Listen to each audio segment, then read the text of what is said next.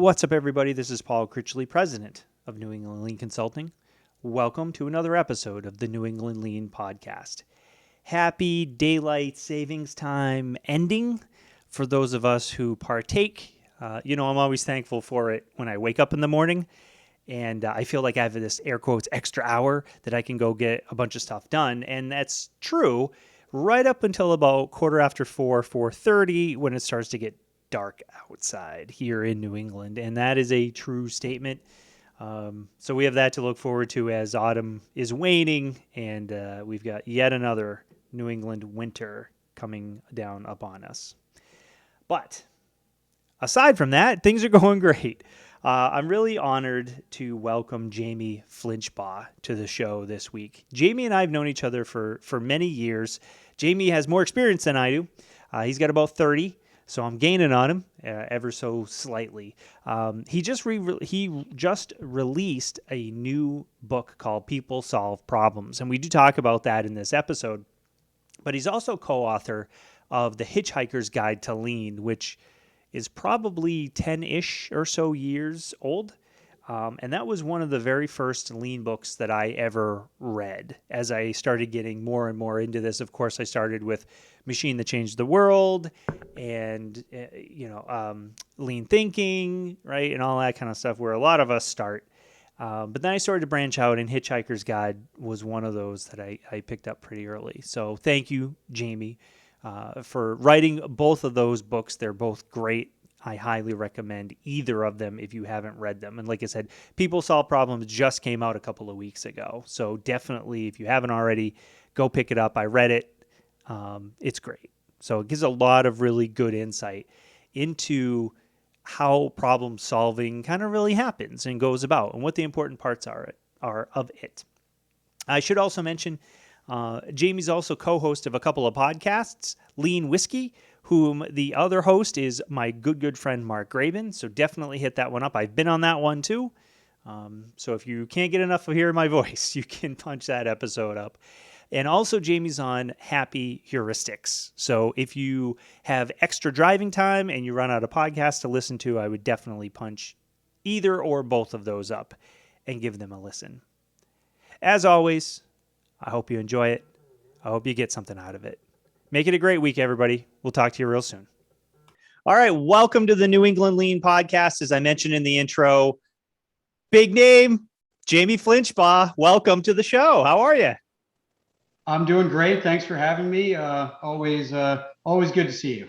Yeah, you too. And like we were chatting just before we hopped on. It's been a while since you and I actually physically talked. It's like maybe a year and a half now. Something like that. Yeah, I know we got a bunch of us together at the beginning of the pandemic, and then we're all off and running again, just in working perhaps differently, but still quite busy. So glad to connect. Yeah, it's good to see you too, by the way. It's we keep up with each other on social media, but it's just not the same. No, it's nice to be able to go back and forth a little bit. Comments on LinkedIn, back and forth are fun and a nice way to at least keep tabs on folks, but it's not quite as fun as an interesting conversation. Right.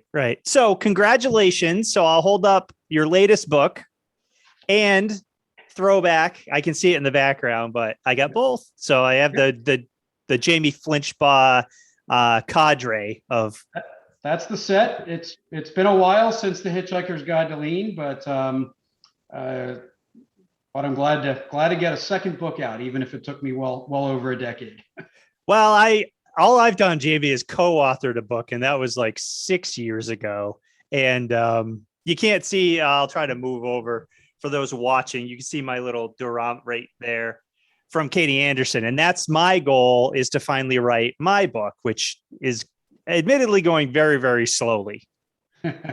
Well, it takes a lot of time if you want to do it right. And it helps to have some forcing functions. I know with the Hitchhiker's Guide, I had a contract and a due date, and that certainly helped with that process, at least the first time out. But it's a big project any way you slice it. So One of these days, right? Yeah, well, yeah, it's on. You can't see it. It's on my whiteboard over here, and that's about where it's been stuck for. I don't even want to admit publicly 8, 9 months, something like that. Yeah, it can get stuck. That's without question, it can get stuck. So I wanted to start. So we'll jump into your new book, which I think, as we're recording this, it's the 25th. And correct me if I'm wrong, but official launch is tomorrow, the 26th. Official launch of the 26th. Obviously, like everybody else's supply chain, we don't know how soon everybody who ordered paper copies will get them, but anybody that ordered ebook or Kindle copies, that should show up on your Kindle app or whatever you use to read Kindle, should show up on the 26th. Nice. Well, congratulations. Thank you. I'm You're like, excited. It's nice to get to launch day. It's been a while since I wrote my last words of the book, so see a lot of work has to happen between, but it's nice to get to launch day. That's for sure. right. It's got to feel like a little weight off your shoulders, right? You're Oh, fine. without question, I can stop talking about it and actually get, let people enjoy it for its own merits, hopefully. Right. So I definitely want to jump in because the title of the book is People Solve Problems. I definitely want to talk to you about that. But first, one thing I'm really interested, because again, I haven't taken the plunge very far. I'm like ankle deep. I saw a post from you, and I can't remember if it was LinkedIn or Twitter, but I think you took some time, like physically away, to write this book. Is that accurate? Yeah, so what I did is my in-laws have a cottage up in the Poconos, which are the mountains in northeastern Pennsylvania, not too far from me. But I would go up there and work for several days at a time. And I made multiple trips up. And that would be for reading, research, and writing. So all the heavy lifting that go into a book. And fundamentally, I would go there. I would occasionally take a call, but I had very few meetings. I had actually weak internet, which I could have solved, but didn't by design. I had no other distractions. I had no family around. It was just me and the mountain air, right? And so I had nothing to do but write, and that was the goal. Where I wasn't trying to squeeze writing in, right? We talk to people even about continuous improvement. It's like, don't make continuous improvement something in addition to your day job. Make it part of your day job. Well, this is, writing a book isn't something that I plan to do once a year, right? So it's really hard to make it part of your day job. Like, oh, carve out an hour a day to write. That works well for some people. But for me, I find I don't start getting into a rhythm and a flow until I'm about 5 hours into it. So if I try to do it 1 hour at a time, there's no way I'm getting a flow. If I try to do it one day at a time, it's not, so it's not going to get going. So even days 2 and 3 would be way more productive than day 1, because I'd really have to go deep and immerse myself in the topic and let the neurons start to fire at a different rate. And so yeah, I wrote all but, I would say, the acknowledgments and some of the editing was done up in the mountains. Nice. And that's, so I was really anxious. So obviously we were connected. So when I had remembered seeing that post from however long ago it was, that was a big interest for me that caught my attention because, linking it back to continuous improvement, like you mentioned, we talk so much about, well, it becomes part of the, cliche, part of the DNA, right? And it's just the way we do things. And I've struggled with the same thing where it's like, well, I have a little bit of time. I could shove a chapter into this time. And it just for same as you, for me, it just doesn't work because you can't necessarily schedule. Like, I know you're a contributing editor to Industry Week. I've written a couple of articles for them too. And it's always the case where if I put it on my schedule, the words just don't come. Right. But if I write when I can feel it in my heart, like I've got something that, I could bang out a 2,000 word article in an hour. Mhm. So it's like, I've got something to say. It's all that, we talked about flow, right? And the guy that wrote the book just recently passed away. Mhm. Right. So talk a little bit about, how do you figure out where the flow comes from, and how do you tap into it? Yeah, so I think, I'm some of the same way, where sometimes the inspiration doesn't strike when you've scheduled it to strike. And I'll have to say, one of my trips to the Poconos was terribly unproductive. And I just got there and I sat down, I started writing. And usually when I stay with it long enough, it eventually comes, right? It eventually all starts to click and I start thinking at a different rhythm, and the words flow. And I had one trip where it just didn't. And I came home and, having gotten a lot less done than I usually did. And so I do think that you've got to find your own rhythm for yourself, right? Um, I think everybody's a little different. For me, this, where I'm doing this call from, is my office. This is where I have meetings. This is where I write emails. This is where I do some tactical work. And even if I have to write just a blog post, like, I don't do my best writing in my office. I at least have to go to the porch, or um, I would used to maybe go to a coffee shop or something like that and do my writing away from my office, because it allowed a different headspace for my head. Now, when I was going up to the mountains, I had to schedule it. I needed to block off time weeks in advance so that I could clear my schedule and keep my client meetings. Because, when I was traveling, it was kind of easy. Like, no, if I'm in the mountains, I'm not traveling, so it's automatically not client time. Now my clients are, grab an hour here, grab an hour there. They have access to my calendar. I really needed to plan this time, block it off on my calendar, and not give anybody access, so I could go do it. And then you kind of hope that that the moment strikes. So, what I would find is I would try to find my own hacks. Like, I would write a couple blog posts first. It's like, all right, let me get up there. Let me do it. Let me read something, right? Kind of get inspired by some deep thinking reading. Then I'd maybe try to write a couple blog posts and just put those in the hopper, and that stuff I'm going to publish. And now I'm further separated from my work and my day to day and my emails, and I can immerse myself in the work and the writing. Um, I think there's also other things, like, I would do every single chapter was mind mapped on paper first, right? And I did. I think it was all on a good old classic engineering, engineering paper. Yeah. Nice. And every single chapter was mind mapped first, and so I'd mind map it. Sometimes I'd do that work before I'd go to the mountains. I'd sequence it, then I'd start to write, and and so, I'd always think about a chapter twice. Once when I'm mind mapping it, and it was never mind map and then immediately write. It was always, those were two separate tasks. And those are some of the things that worked well for me. But I read a book once. I forget what it's called exactly, but it's a book about the routines, the daily routines of creative people, and people that are, artists and musicians, and research people that are, world famous and going back hundreds of years in how they in famous for their work. And so it just researched the daily habits of these folks, and it was interesting how all over the map they were.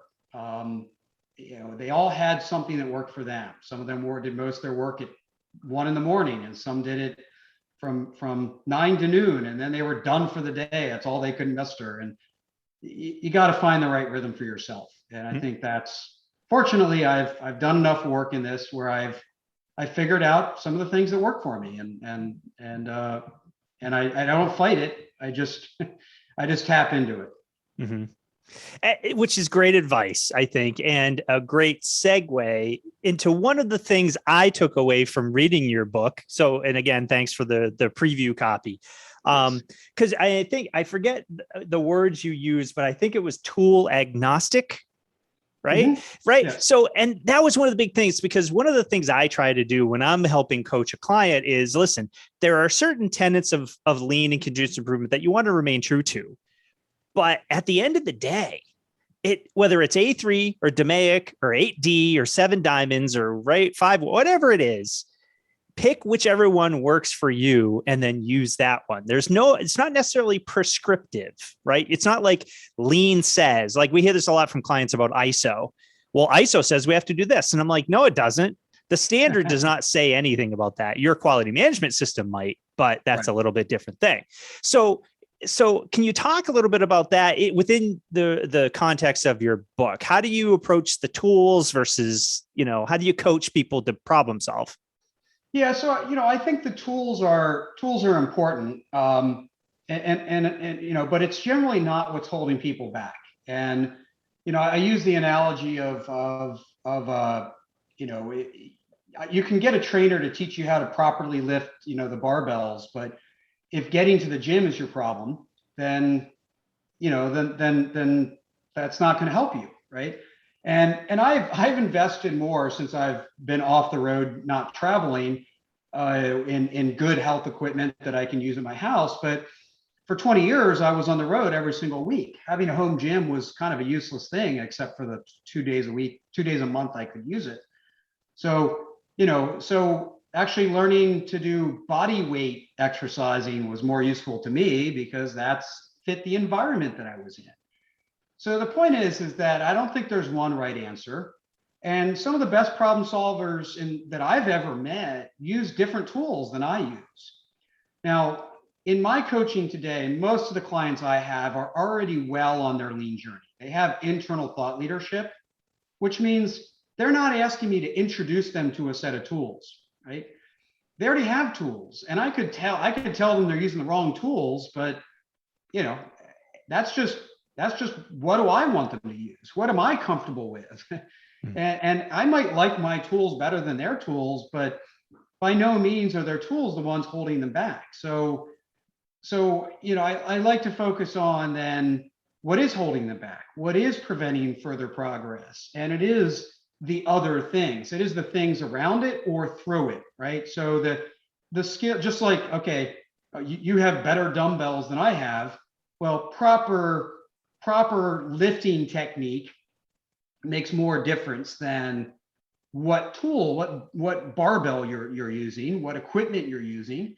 And so getting the proper equipment or the proper technique matters more. And so the capabilities you bring to it, the behaviors you bring to it, ultimately makes a bigger difference in the outcomes you experience as an individual and as an organization. Gotcha. So how do you go through, because obviously we have a lot of lean, people that practice lean that listen to the show. How do you go about figuring out what it is that are holding people back? Well, I think you have to get into some observation of what people are experiencing, right? And problem solving itself is very hard to measure. It's pretty easy to measure quantity, right? Because you put tracking systems in place, and how many A3s did we do, and all of this stuff, or how many people did we certify? That's easy to measure. But what's the quality of their work, right? And even we've done surveys in organizations where they'll have a certification program, and then we'll look at, well, how much of what you learned have you used since you've been certified? And you start to see that the best thing they ever did was what they did in their certification program. Well, that's not what we were after, right? So, I think fundamentally, just like real problem solving, you have to go to the source. You have to see how people are using things. So as an example, back when I would go do organizational assessments, which I don't do anymore, but go in, roll up my sleeves, spend days looking under the hood, doing a massive diagnostic on an organization. And I go start looking at, bring me the last 10 A3s that your team solved. And we start going through it. And it doesn't take long to determine, like, is every one of these A3s, did you go through them step 1 through Z, or 1 through Z? That doesn't make sense. A through Z. Straight through in a linear fashion?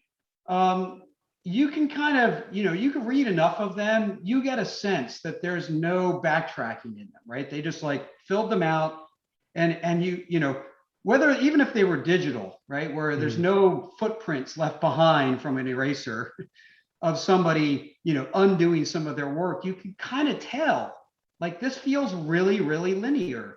Like you went from A to Z in a straight line, which, anybody that's done real problem solving knows that's pretty rarely the case, right? And if it's the case for all 10 of your last problems that you solved, I know that you're not doing this as a learning exercise. You can tell, right? But you got to kind of go look at the work. You got to go do some direct observation, see how people are behaving, see how they're doing things. And so that would be like an observable instance. And another one for me would be when you go to meetings and you see lists of problems and actions, and then there's like a separate piece of the meeting where you talk about your A3s. It's like, well, okay, you're not connecting this, right? As a system level, you're firefighting your way through your metric driven problems, and then you're trying to do A3s as an initiative and in the name of lean. It's like, okay, I just sat through a meeting and I can tell that these are disconnected things. It's not just see a problem, start to solve it. It's firefight these, initiative tells us to go do these things. And so these are observable conditions that tell you you've got some behaviors wrong in how you're thinking about problem solving. And it doesn't matter how many tools you have, those behaviors will either be, somewhat good or somewhat bad, regardless of your tool set. And so you said the magic words I was hoping to hear, which is firefighting. And an old boss of mine used to call them dragon slayers, right? And you're an engineer, I'm an engineer, right? We have operations backgrounds. And in my experience, the exalted engineer is always the one that seems to have the knack, air quotes knack, to be able to just, figure things out. And having done what I do now as a consultant, I can look back and think, you know what? Although those folks showed patterns of, high authenticity, right? And really taking things seriously, working hard, being smart. It's at the end of the day, we missed a lot of other folks who, got out ahead of these things. So they never popped up as problems in the first place. And there's a story, as I was reading your book, there's a story that I wanted to share with you that I think you can appreciate. I was the program manager at a company, and every Thursday afternoon, me and a few other program managers used to have to go visit a VP, and we'd have to give updates on our projects. And they were all surrounding trying to solve some problem. It wasn't forward thinking new products. It was, fix. And there was one particular day where another program manager was giving an update, and he was saying, well, we're running this test and we're doing this and we're doing that. And this test will tell us A or B. This other thing will be, C or D, et cetera, et cetera. And the vice president was physically getting angry, and his, face was getting red because he wasn't getting the answer he wanted, which was, when is this going to be fixed? Until finally he loses his temper and he says this, and I quote, and I'll never forget this: I want to know when you're going to know what root cause is. And I just remember sitting, and thankfully I was an observer. It wasn't me getting, a new one ripped. And to the guy's credit, he looks right at him. He says, I can't tell you that because I don't know. All I can tell you is we're doing this, that, and the other thing. And we'll know at the end of these things, which will be Friday or whatever day it is.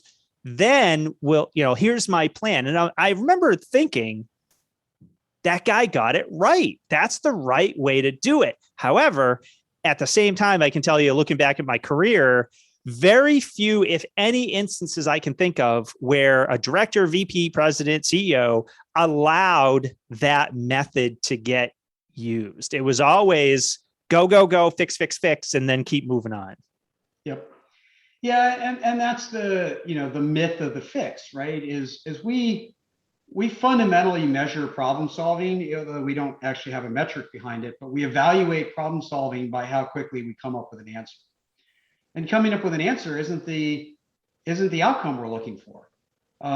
Having a successful implemented solution is really what we're after. But we don't have the patience for that. We just sort of assume that somebody coming up with an answer isn't, what could go wrong after that point, right? Like, I just want to know what the answer is so that now we can go treat it. And we just assume everything after that is fine, when we could be wrong. It could take too long. Other things could come into play. And so we declare success too early, right? And because of that, we measure we put where the goal line is for success too early in the process, which we can race to, right? We can race to having an answer. That's not a problem, right? I can do that right now. How do I know it's right? Well, I don't. And so, if you want that, that's going to cost you extra, right? Right. That costs extra. And that extra, of course, is time, patience, invested energy, learning, all those other things. And are we willing to invest that? And that's where I have no problem with leaders putting urgency. And this is where, some of the leaders come off is, well, there's a lack of urgency around that. And I get that, right? I see that all the time, a lack of urgency, initiative. It's like, oh yeah, we'll get to that. We're going to try to solve that once I'm done with all this other stuff. It's like, no, you understand how important this problem is. This should be your life, right? And I've spent, 20 hours a day at a place, trying to solve a problem. The urgency is no problem, but it's the urgency of what's the next step, right? And that's where, okay, well, what's the next step? Well, I need to go do some direct observation. Great. What's in the way of you doing that as soon as we finish this conversation? Right? If a leader wants to put some urgency into things, which I have no problem with, put some urgency into what's in the way of you committing all of your time to this, right? What's in the way of you taking this next step? When are you going to take this next step? That should be the push. But you have to allow for, I don't know if solving this is 10 steps or 2, because by definition, we don't know the answer. And if we knew the answer, then why are we doing problem solving, right? That's the other thing. If somebody says they know the answer and they're still filling out an A3, I'm like, you should be fired for that decision alone, because you're wasting everyone's time putting a bunch of fluff on top of a known answer. Right. So I don't want to say that's a worse problem, but it's just as bad. It's like, there's no reason to fill out an A3 when you know what the answer is. If you know what the answer is, go do it, and then go put the A3 around an unknown problem. Right. And that's a valid point. Sometimes there is this belief, I guess, that you have to do an A3 or you have to fill out 5 whys. I've had the conversation somewhat recently that somebody, we had taught some problem solving and I taught the 5 whys, and in turn, so I had left, we had left and we're off doing something else. And I was back with that client on another project, and I happened to stop in, and they had rejected some problem solving from folks because they didn't have 5 whys. And I'm like, all right, it's only called 5 why. You don't have to have 5. You can have more than that. You can have 9. You can have, right, whatever you need. It's the methodology, but there's that belief that, no, this is the way we have to do it. We have to fill out an A3. Like, I took some Dorian Shane and Red X training eons ago. Right. And that was, the instructor said, listen, if you leave for dinner and then you come back and there's garbage all over your house and you have a dog and nobody else is in the house, right? You the dog did it. You don't have to make this big deal about, problem solve this, that, and the other thing. And there are times like that within industry, right? You can look at something and say, yep, that's what it is, without necessarily, because we do this often too, jump into the solution, right? Yeah. And I get, even if we think we know the answer, I get some of the value of laying out the thought process, especially if we think we might have to go back or bring people along. both my middle son and I don't have this problem anymore because I'm not doing math problems for a professor anymore. But I had this problem back when, and my middle son does now, is he can do the math in his head, so he doesn't show his work because it just, his brain goes there. He actually does know the answer, and he can put the answer down and he's right. And the teacher's like, yeah, I want you to show your work so I can point out where I can see how you got there. It's like, well, who cares how I got there? I got the right answer. Right? And that was my attitude when I was doing math way back when as well. But sometimes it's like, no, I need to understand the thought process. And so maybe 5 whys isn't the right answer. Maybe you did jump a couple steps, but I want to, maybe I'm your coach and I want to see how you got there. Maybe I'm trying to evaluate that, or maybe I don't agree with your answer, which means we need to backtrack. So there's some value, right? But this is why knowing why is so important. Like, well, why do I want you to fill out all 5 whys? Well, because I want to be able to coach you if you jump too many steps, not because I'm doing this sort of wrote, there must be 5. And so when we focus on, if we don't understand why we're asking somebody, why use a template? Why do 5 whys? Why break down the problem? We don't understand why we're asking somebody to do these things, we're going to get malicious compliance to the demonstrated behavior, but not to the spirit behind it, which means we will have missed the point anyway. Right. Right. And that's, valid point, is sharing the why behind, why and this is true for us as practitioners and consultants, but also for managers and leaders to say, I need you to do this because, right, X, Y, Z, right? I think we make better decisions for the value stream if we know that piece of it. And certainly I got to believe that follows right along into problem solving. Well, and I think more so, and here's why. I think there's plenty of things where, if you want to be a leader that explains why for everything, I'm not going to hold you back from that. I think that's great. But there's an awful lot of things where you just have to tell people, this is what it is, period. Just do it, right?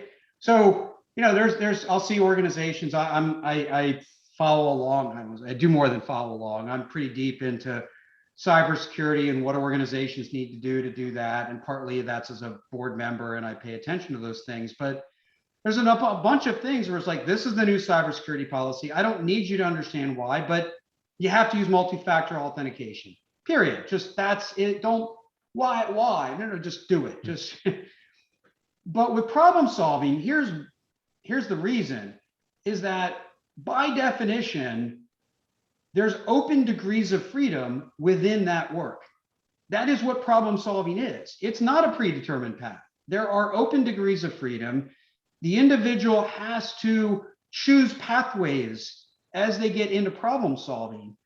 And so because they have more ownership over how the work is done within problem solving, again, by definition, understanding the why is, I think, dramatically more important, because if they don't, they can choose the wrong path and not understand that they chose the wrong path because they don't understand the why. Mm-hmm. Mm-hmm. So that brings me to another question I wanted to ask you about. There's a saying, and I don't know if it comes from this, but this is where I hear it a lot. I run obstacle course races, and there's a saying in the OCR community, if you want to go fast, go by yourself. If you want to go far, go together. Yes. And I was reading through your book, and I tried to pinpoint the page or paragraph reason it popped in my head, and I couldn't do it. But that really was another one of my takeaways after having read your book, which is, right. And I preach it all the time. People who are doing the work know best. They are the experts. You got to go to the Gemba, go ask them, go look, go observe. Talk a little bit about that. How does the team come together for problem solving, like in the culture relationship piece? Yeah. So I think, for starters and I've said this for a long, long time, is I think in a non-lean organization, the smallest number of people that can be involved in problem solving is one. One person can go off, think by themselves, analyze by themselves, come up with a solution by themselves, and off they go. The smallest number in a good lean organization is 2. Now, whether that's a co-conspirator, a collaborator, or a coach, the point is that there's somebody else looking at your work. There's somebody else collaborating with you. There's somebody else challenging you. You have to think out loud. You have to put your work in front of other people. There's a lot of things that come along with that. I like to call problem solving isn't just a team sport, it's a contact team sport, right? It's not just two people working alongside each other. It's like, you've got to bang. There's got to be conflict in it. And I read a lot of books and do a lot of research around, things around decision making and how brains work. And the point is, we all have biases, and we're often blind to our biases. And I think in problem solving, because problem solving is something we all started doing as infants, let alone toddlers, let alone adolescents, let alone, engineers, right, where we really learn some bad behaviors.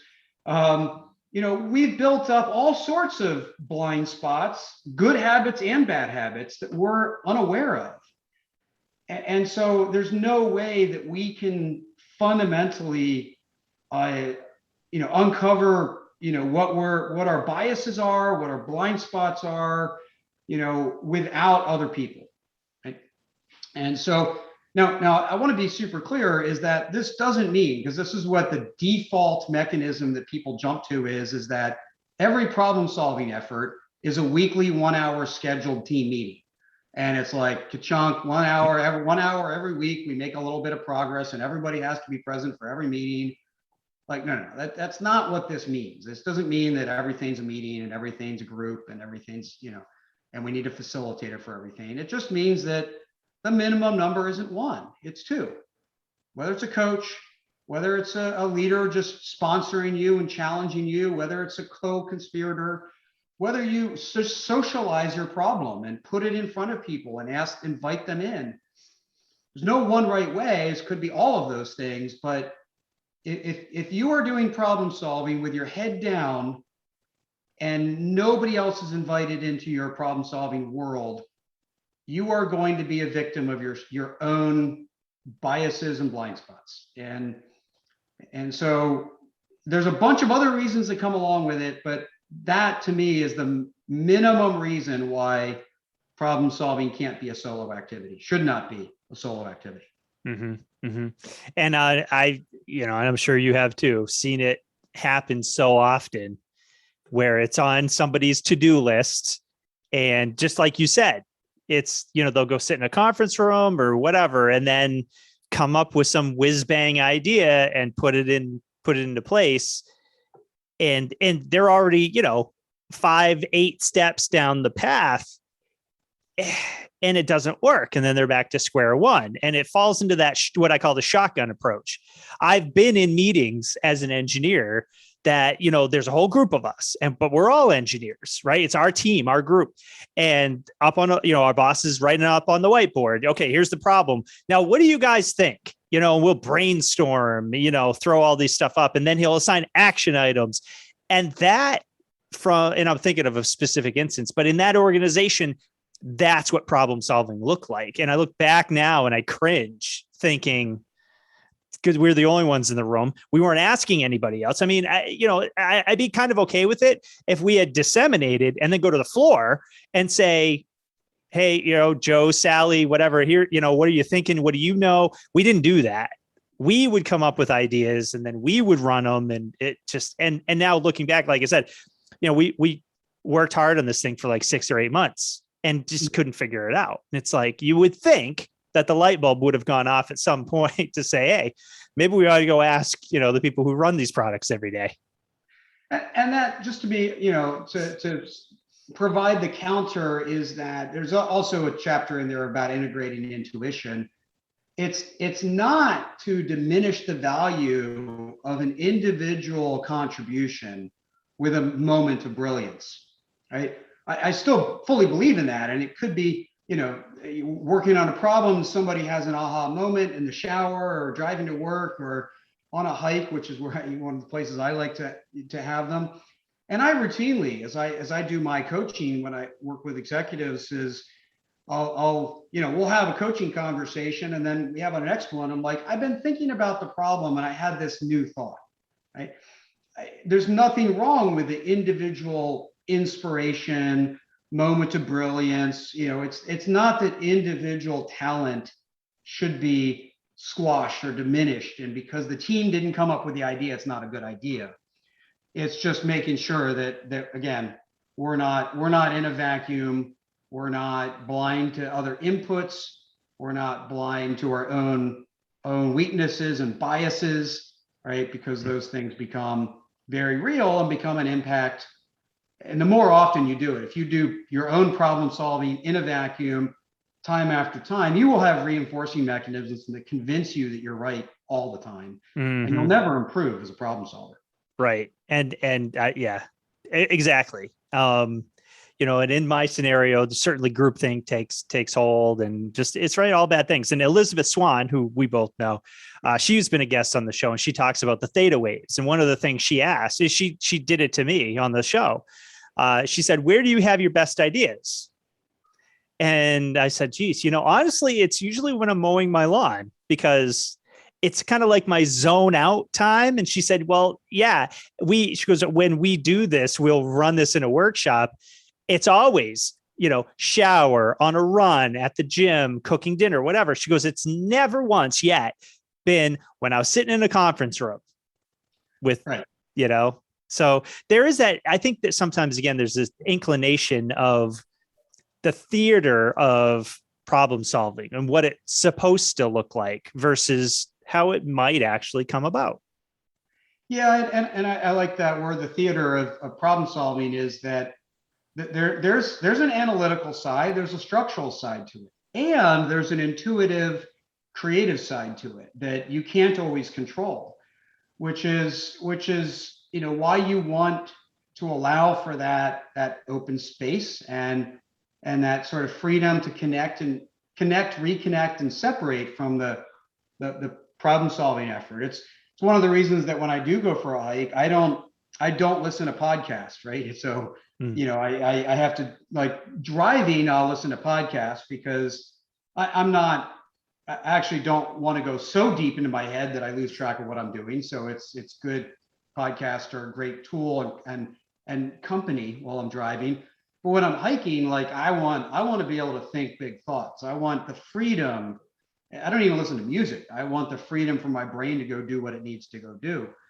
But it is, problem solving isn't just an analytical step-by-step process. It also requires bringing in the intuitive, experience, creative, inspired parts of the brain. And you can't always control that. You actually have to put enough process in that allows for those things to take place. Just going back to the writing of the book, right? It's like, okay, I'm going to put a process in to allow me to be, inspired in my flow, and that's go off to the cottage in the mountains. And sometimes that would work, and sometimes it wouldn't. Right? You can't put a process in and say, okay, now be creative. Right? You can put in a process that says, okay, now let's sit on this step for a few days and at least allow for some intuition and inspiration to strike, rather than rushing to the first solution we come up with. But you can't always force it, right? You can allow it, you can't force it. Right. So, Jamie, we do like to take a little break from the air quotes formal part of the podcast and play a little game I call the wicked fun part. Are you up for this? I'm up for it. All right. I promise they're all G-rated questions. What's your favorite song and why? Well, I'll say this two ways. My favorite music is jazz. I used to play saxophone. I have a whole playlist that's just saxophonists that I listen to, and that's great for working because the lyrics don't get me. But I'll have to say, and I'm not a big favorites guy in general, but there's a song by the Eagles, Desperado. And this goes back to my youth. I used to be very much a go it alone kind of guy. And I almost prefer to go it alone. I wasn't great at collaboration, and I don't even say I wasn't great at relationships, to be fair. And this is, it goes back a long ways. And so that song, the song resonated with me. And it, I guess the more I listened to it, it's not like the song changed me, other things changed me. But I think the other things changing in me made me realize that the song wasn't actually an aspiration. It was a cry for help. And so it said a lot about the personality that I perhaps tried to shift away from. So I don't know if it's a favorite song, but it's a personal song that, back from my past that I connected with. Yeah. And it, favorite, something that means something to you. Yeah. It's all good. We're very informal. Yeah. When you were little, what did you want to be when you grew up?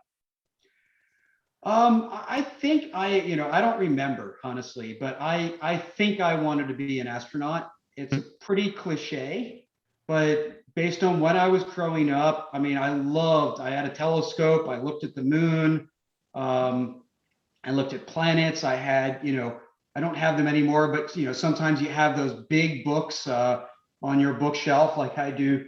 Now I have things like Success is Assured, but back then I'd have big National Geographic books on space. And so I probably bounced around a lot, but that's probably the one I probably went deeper into, at least pre-10. Yeah. That helped perhaps lead me towards being a bit of a scientist, right? Yep. Same. I mean, it was that, a fighter pilot, who knows? If you could have any superpower, which one would you pick? I want to say something mental, right? Like telepathy or something like that. But because to me, the brain is the best thing to have superpowers around. But I might be afraid of that one. So I would say, and this falls into the brain category, but foresight, right? The ability to predict, see around corners. Whether you call that spidey sense or foreshadowing or seeing into the future. Again, it might be scary, but seeing what could happen and being prepared for it fits into my comfort zone, at least. I'm right there with you. That must be a personality trait for engineers. It's right. It's got to be in there somewhere. It's a good risk reduction superpower. Right? Exactly. All right, Jamie, we only have a few minutes left. So I always like to ask the guests, anything that you want to share that you think the listenership would like to hear, something they can get something from? Well, I'll just say, since we've been talking about the book, I hope people read it, but I hope people read it and don't quote it too much, right? I mean, what I mean is that read it, use it to analyze yourself, your own organization, and then make it your own, right? I believe that the best lean thinkers, the best problem solvers come from internalizing knowledge and crafting their own pathway forward, having ownership over their learning journey. And so, that's why I tried not to write a recipe book, like step one, do this, right? I want people to not even remember where they read something. They just took the knowledge, they integrated it with what they already know, and now they're headed forward with full conviction and ownership. And that's what I hope. I hope people take the knowledge that I hopefully shared, make it their own, play with it, tear it apart, put it back together, and go forward on their own journey. So that's the spirit with which I hope people read the book. Sound advice. I'm right there with you. That's like we talked about. It always, I don't know, irks me is probably too harsh, but I always get tense when I see things on social media. People say, well, you're doing lean wrong if. Now, I will agree, we don't want to fire anybody because of it, right? And all that stuff. But when you get right down to it, whether it's PDCA, PDSA, it's like, listen, what if it works for you and your organization and how it fits and everyone can, then fine. At the end of the day, right? At the end of the day, that's and it's where you are then, right? Does it work for you, or does it work for you right now? Right. And those are that allows for even more degrees of freedom to say, hey, I'm on a journey. I'm taking the scenic route. I'm going to take 9 steps forward and 7 steps back, and I'm okay with that. I'm going to whatever, right? But does it work for you right now? And I'll say, just, for organizations that are struggling with some of the challenges they face today, whether it's staffing issues or supply chain issues or dealing with outbreaks in COVID. I mean, there's all sorts of these challenges where people have had to change how they do things, and that's okay. Know what good looks like, and adjust and own your own journey. Make forward steps. Make the journey yourself. Never be blind to what the consequences are of the decisions you made. Just make them consciously and purposely, and own your journey. Right? No one has a gun to your head. You own your own steps going forward. So there's no right way. There might be some wrong ways, but none of them are fatal. So, if you make some wrong decisions, just learn from them, backtrack, and then take some different steps forward. There you go. All right, Jamie, I'll let you go. Thank you so much for spending the time with us today. Thanks for having me. I enjoyed it. Thanks for a great set of questions. Great conversation. Thanks. I work hard. All right. Have a great rest of the day. You too. Be well.